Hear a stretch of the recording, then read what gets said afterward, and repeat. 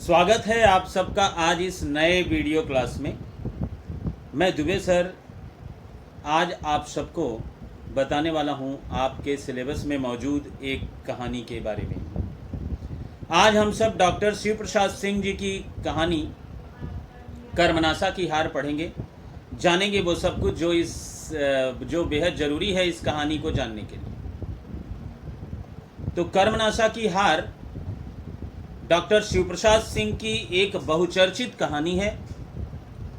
सहज, सरल और ग्रामीण शैली को अपने अंदर समाहित किए हुए यह कहानी बहुत चर्चित कहानी है। कहानी अंधविश्वासों को समाज से दूर भगाने के उद्देश्य से, कहानी ऊंच नीच के बीच के खाई को पाटने के उद्देश्य से। मेरी हर बात को आप ध्यान से सुने, एक एक सेंटेंस आपके लिए बेहद जरूरी है। मैंने क्या कहा? कहानी ऊंच नीच के खाई को पाटने के उद्देश्य से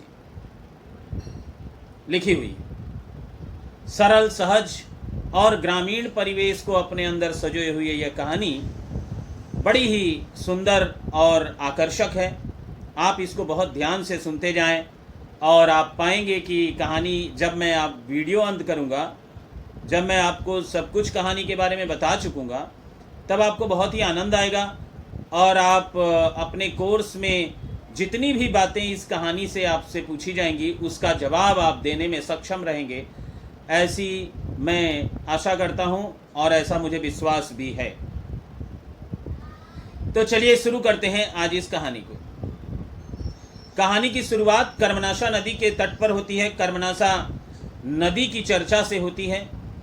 कर्मनाशा एक ऐसी नदी है जिसके बारे में लोगों का मानना है कि इस नदी में डुबकी लगाने से लोगों के कर्म का नाश होता है।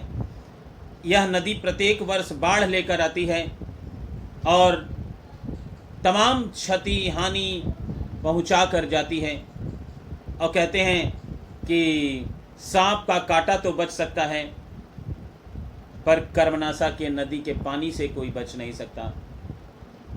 और ये कहावतें, ये बातें नदी के किनारे रहने वाले लोगों के बीच आम बातें हैं।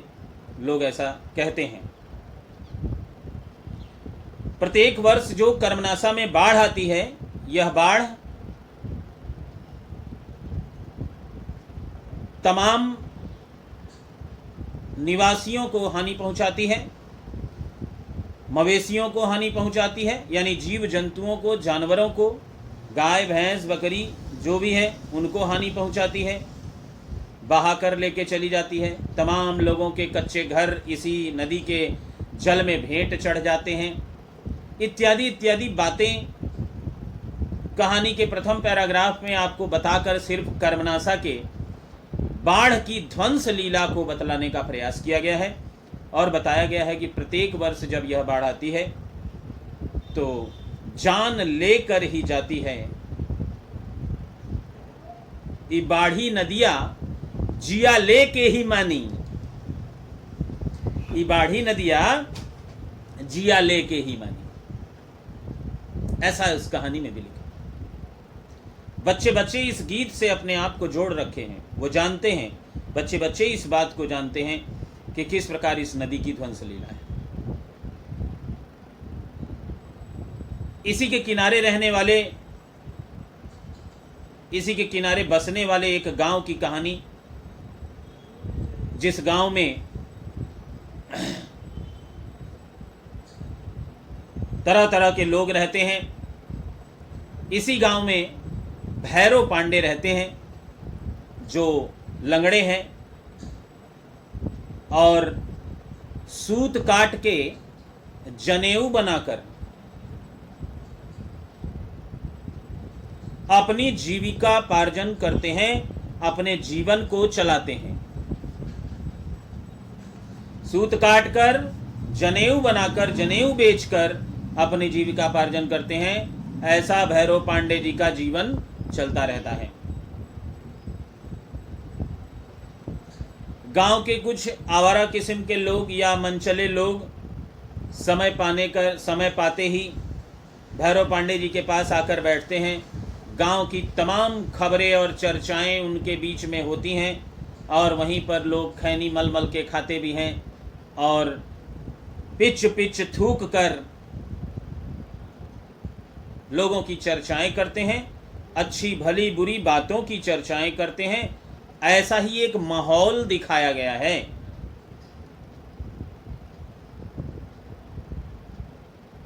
आज से, जब से ये कहानी लिखी गई तब से 16 वर्ष पहले,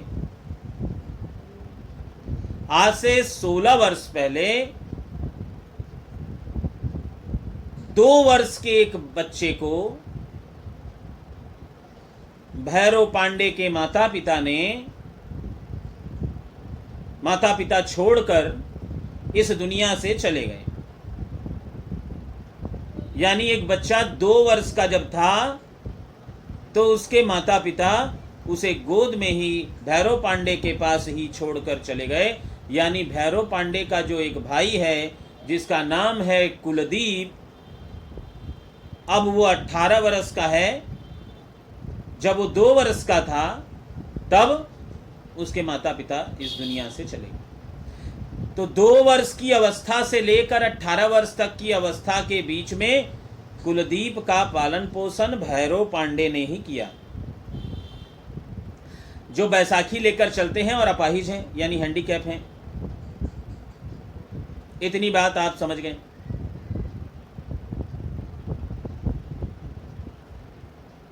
और उसी गांव में तीमल मल्लाह की विधवा बेटी, तीमल मल्लाह की विधवा बेटी भी रहती है, कम उम्र में ही, जिसके पिता भी मर गए, जिसका पति भी मर गया। बड़ी ही सुंदर है, सभ्य है और जवान और खूबसूरत है। यह भी उसी गांव में भैरव पांडे के पड़ोस में ही रहती है।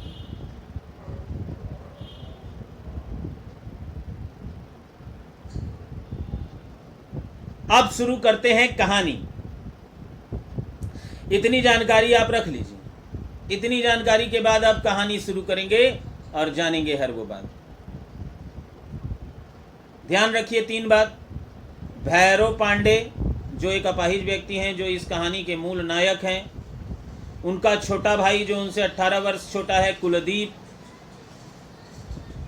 और तीमल मल्लाह की बेटी फुलमत, जिसको लोग फुलमतिया कहते हैं। इतनी बातें याद रखें।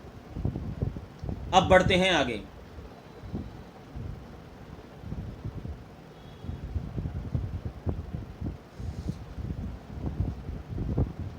फिर से कर्मनाशा में बाढ़ आने वाली है। दीनापुर में कड़ा चढ़ा एक सोखा यानी गांव देश में जो झाड़ फूक का काम करते हैं, तांत्रिक सोखा कहते हैं उसको। तो एक सोखा ने बताया कि इस बार जो बाढ़ आने वाली है प्रलय लेकर आएगी, प्रलय हो जाएगा, माने बहुत बड़ी बाढ़ आएगी, बहुत नुकसान होगा, बहुत सारे जीव जंतु मरेंगे, बहुत सारे लोग मरेंगे। ऐसी बात उस सोखा ने बताई, जिसको कल रात सुनकर आज सवेरे गांव के एक मोड़ पर, नुक्कड़ पर, भगत नाम का एक व्यक्ति, वह उस नुक्कड़ पर कई लोगों के बीच, कई भीड़ के बीच यह बात कह रहा है, जहां गांव की धनसेरा चाची भी मौजूद है। और उसने यह बात कही कि अरे बाप रे बाप, इस बार तो जो बाढ़ आएगी, जब भगत ने बताया कि अरे इस बार का बाढ़ तो ऐसा आएगा कि पूरा जो है बहुत सारा नुकसान होगा, सारे मोहल्ले के, अरे सारे गांव के लोग मरेंगे, साथ ही साथ जीव जंतु जानवर पशु सब मरेंगे और बहुत प्रलय हो जाएगी। बड़ी बाढ़ आएगी। तो धनसेरा चाची ने भगत के बीच में अपनी बात को जोड़ते हुए बताया, प्रलय नहीं होगी तो क्या राम राज्य आएगा? काहे कि विधवा फुलमतिया के पेट में बच्चा है, तब उसके पेट में बच्चा है, विधवा के पेट में बच्चा है। हाँ, विधवा लगी बच्चा जन्म कर सुहागन बनने की कोशिश कर रही है, कैसे काम चलेगा? और जो गांव के लोग हैं बड़े रसीले होते हैं, हाँ, बहुत रस लेते हैं। जब आप उनको किसी चीज की बुराई बताएंगे, किसी व्यक्ति की बुराई बताएंगे, रस लेकर सुनते हैं। तो रसीले लोगों ने खड़े हो गए, अरे वाह चाची, तुम तो बड़ा इंफॉर्मेशन दे रही हो।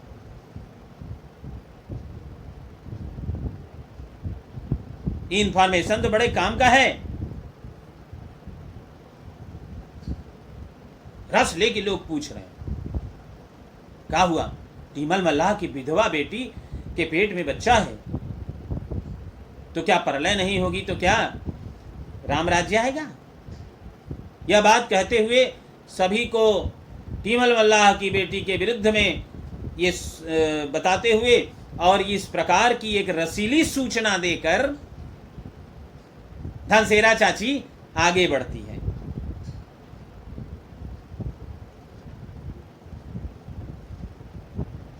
आगे बढ़ती है। प्रत्येक गांव में ऐसी कुछ औरतें होती हैं जो अपने घर से नहा धोकर, एकदम नहा धो के रेडी होके निकलेगी लोग, और पूरे गांव का राउंड मारेगी, पूरे गांव में घूमेगी, और घूम घूम के किसके घर में क्या हो रहा है, किसके घर में क्या होने वाला है, ये सारी बातें पूरे गांव में एकदम ला कर छोड़ती है। और एक चीज और है, इनका बड़ा उपकार है लोगों के ऊपर। कैसे?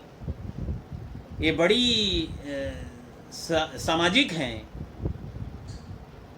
ये आपके सुख में दुख में सब जगह आकर हाथ भी बटाती हैं, तो इनको इग्नोर भी नहीं कर सकते हैं लोग।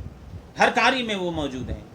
गीत हो, सोहर हो, शादी हो, विवाह हो, लड़का हो रहा हो, लड़की हो रही, कोई मर गया, कोई जर गया, हर कार्य में ये आगे हैं। इसलिए इनका गार्जियनशिप भी कोई छोड़ नहीं सकता। इनके गार्जियनशिप को स्वीकार करना पड़ेगा, इनकी इज्जत करनी पड़ेगी। लेकिन ऐसी हैं वो छिपाने वाली नहीं है, वो पूरा आग लगाने वाली हैं। जिधर से जाती हैं उधर से एकदम ज्वलंत खींच देगी धारा, लग जाएगा आग, जलने लगेगा, बरने लगेगा। ऐसी बहुत सारी होती हैं। जो गांव के लोग हैं वो बहुत अच्छी तरह से समझते हैं इन बातों को, बहुत अच्छी तरह से जानते भी हैं। धनसेरा चाची ने इस बात की आग फूंक दी। टीमल मल्लाह की विधवा बेटी बच्चा जन्म देने वाली है। गहमा गहमी शुरू हो गई, ये बच्चा किसका है? बहुत बड़ा पाप कर दिया, जैसे दुनिया जो है कोई आज तक पाप करी ही नहीं थी। और फिर कहानी आगे बढ़ती है।